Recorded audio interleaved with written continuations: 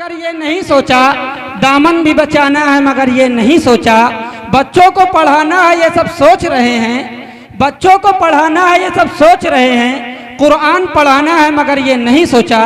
हजरत गिरामी, अब मैं इसके बाद महनाज, सना, सानिया पूरा ग्रुप आए और मुकालमा पेश करें। अम्मी आज ऑफिस में इतना काम था, मैं तो थक गई हूँ। अम्मी भाभी कहाँ है? वो तो दिखाई नहीं देती। वो तो सदा सोती ही रहती है। जब भी मैं ऑफिस से आती हूँ भाभी तो मुझे दिखाई ही नहीं देती है। इतना थकी हुई होती हूँ, एक गिलास पानी तक नहीं पूछती है। ना वक्त पर खाना मिलता है, ना धुला धुलाया कपड़ा मिलता है। अभी मुझे शॉपिंग पर जाना है, मेरे कपड़े पर इस्त्री भी नहीं है। और अभी मैं क्या कर लूंगी? मेरे ससुराल के लोग आ रहे हैं, सारा घर बिखरा पड़ा हुआ है। वो लोग आके देखेंगे तो क्या सोचेंगे?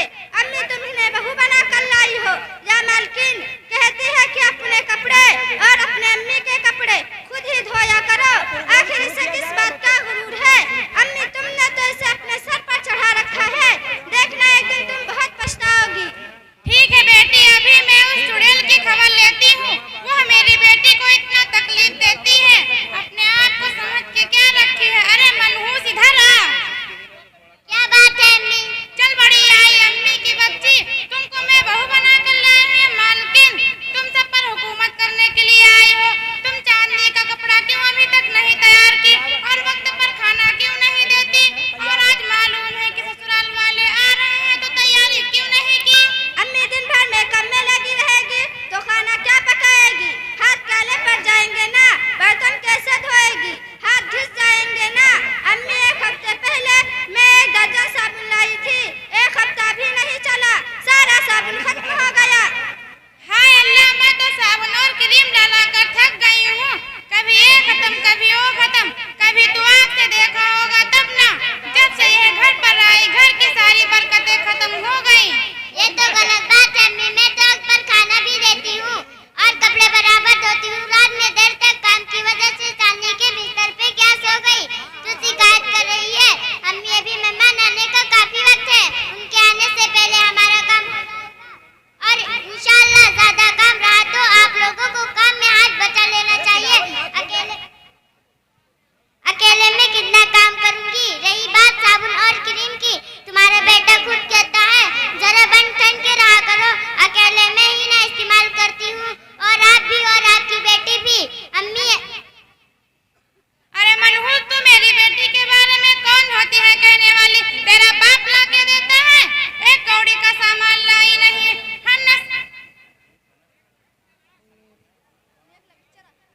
एक कौड़ी का सामान लाई नहीं।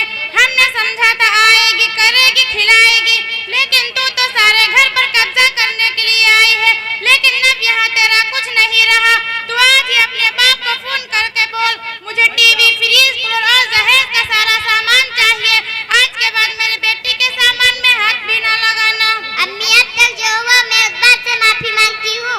मेरी शादी में मेरे माँ बाप से जितना हो सका उतना दिया, अब मैं इतना नहीं ला सकी। तू क्या लाएगी भिखारी? अगर 1 महीने के अंदर कोई सामान नहीं लाएगी तो देखना तेरा क्या करूंगी। आने दे मेरे बेटे को, मैं तुझे आज ही घर से निकाल दूंगी। चल भाग यहाँ से। अस्सलाम वालेकुम रहमतुल्लाहि व बरकातुहू। वालेकुम अस्सलाम व रहमतुल्लाहि व बरकातुहू। चांदनी, तुम्हारे ससुराल वाले आए, चाय नाश्ता लाओ। बर्तन, पलंग, बाल्टी ये सब क्या है? हम भीख में आए हैं क्या?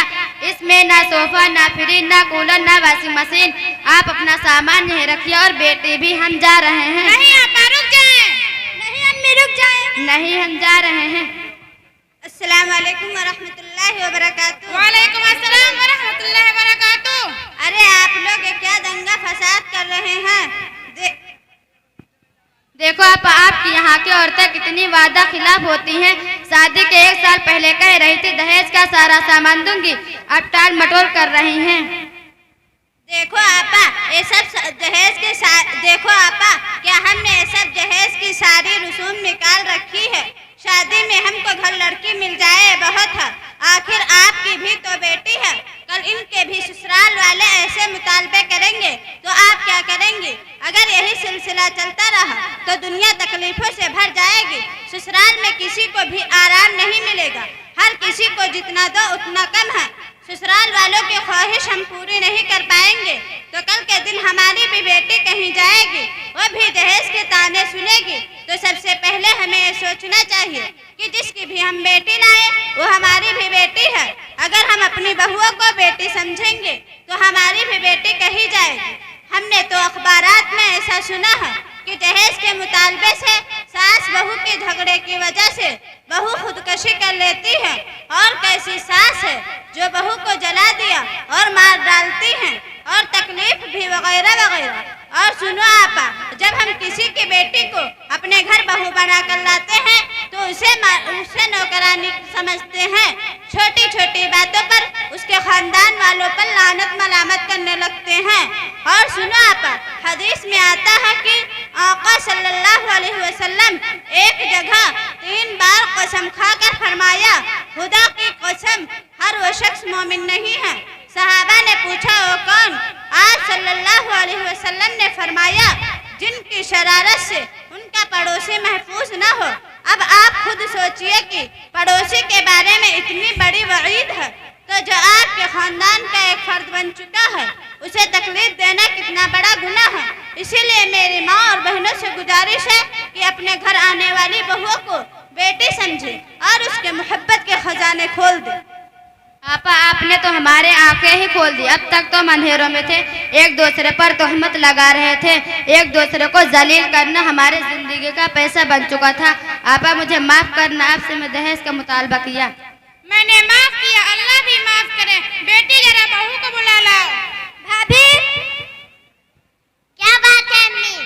बहू मुझे माफ कर दो, मैंने तुम्हारे साथ जुल्म किया और दहेज का मुतालबा किया। मैंने माफ किया और अल्लाह भी माफ करे। शुक्रिया, हम सब मिलजुल कर रहेंगे और आप भी मिलजुल कर रहे। अस्सलाम वालेकुम। वालेकुम अस्सलाम। माशा